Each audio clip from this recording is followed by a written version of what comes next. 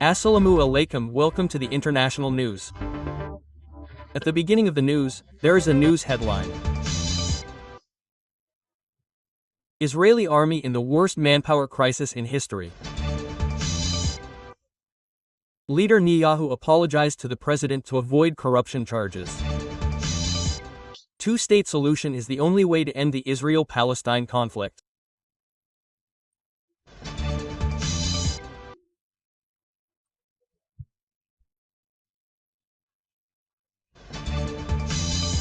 Pope Leo XIII said that the Palestinian state is the only solution to the Israel-Palestine conflict.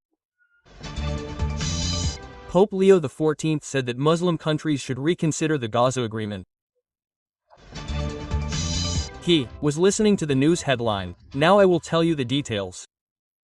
Israeli army in the worst manpower crisis in history. According to Israel's reserve general and military analyst Yitzhak Breik, the country's army is facing the worst manpower crisis in history. In recent months, thousands of officers and non-commissioned officers have avoided duty or refused to renew their service terms, resulting in a severe shortage of personnel. In Gaza, 923 soldiers have been killed and more than 6,000 wounded in 2 years. In addition, about 20,000 soldiers are suffering from post-war psychological stress. Breik alleged that the actual casualty figures are being kept secret and many officers are leaving their jobs. Young people are not willing to sign long-term contracts. As a result, there is a huge vacuum in the force. He said that the manpower department has been working unprofessionally for years.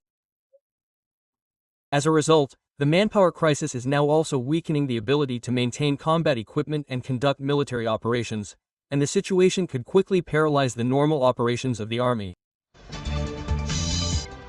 Netanyahu apologizes to the president to avoid corruption cases. Israeli Prime Minister Benjamin Netanyahu has apologized to President Isaac Herzog to avoid being cleared of ongoing corruption cases. In a video message, he said that although he is ready to continue the legal battle, he has changed his position in the national interest. The president's office said that the opinion of judicial officials will be sought on the matter. He has been in multiple cases for 5 years on charges of bribery, fraud and abuse of power. Although he denies the charges, opponents say that to apologize, one must admit guilt. Many Israelis have expressed anger over his apology and many presidents have protested in front of his residence. Pope Leo XIII has said that a two-state solution is the only way to resolve the Israel-Palestine conflict. On his first foreign trip, Pope Leo XIV supported a two-state solution to the Israel-Palestine conflict and said that the establishment of an independent Palestinian state was essential for a just peace. On his way from Turkey to Lebanon, he said that the Vatican is a friend of both Israel and Palestine and wants to play a mediating role in the peace process. His visit is considered significant in the context of the ongoing Israeli attacks in Gaza and Lebanon. He discussed the Israel-Palestine and Ukraine-Russia conflicts with Turkish President Erdogan and mentioned Turkey's role in ending these wars. Condemning the growing violence worldwide, the Pope warned that the bloodshed in the name of religion is threatening the future of humanity. At the same time, he praised Turkey as a positive example of religious coexistence. Israelis protest leader Netanyahu on a banana tree in Buddhist robes. There has been widespread public discontent in Israel after he appealed to President Isaac Herzog for a pardon, seeking complete immunity from trial in 3 cases, including corruption. Thousands of people gathered in front of the president's private residence in Tel Aviv to protest. Opposition lawmakers also joined in and called on the president to cancel the appeal.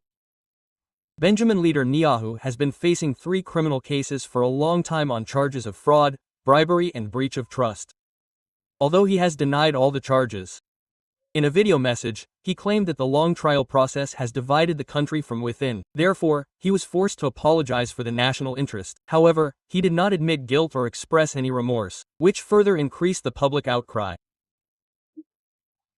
A protester dressed in an orange prison uniform, dressed in a banana republic, chanted "Pardon Banana Republic," mocking the weak and unstable state. Rights activists have accused Netanyahu of trying to quash the trial without admitting responsibility, which would undermine the rule of law. The president's office called Nihel's appeal unprecedented and said a decision would be made after a broad consultation. Nihel, the longest-serving leader in Israel's history, has announced he will run again in the 2026 election.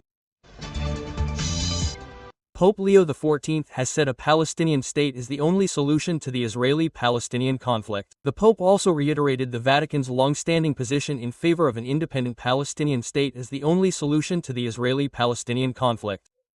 He told reporters on his way from Turkey to Lebanon that while Israel has not yet accepted this solution, there is no other path to a just peace than a two-state solution.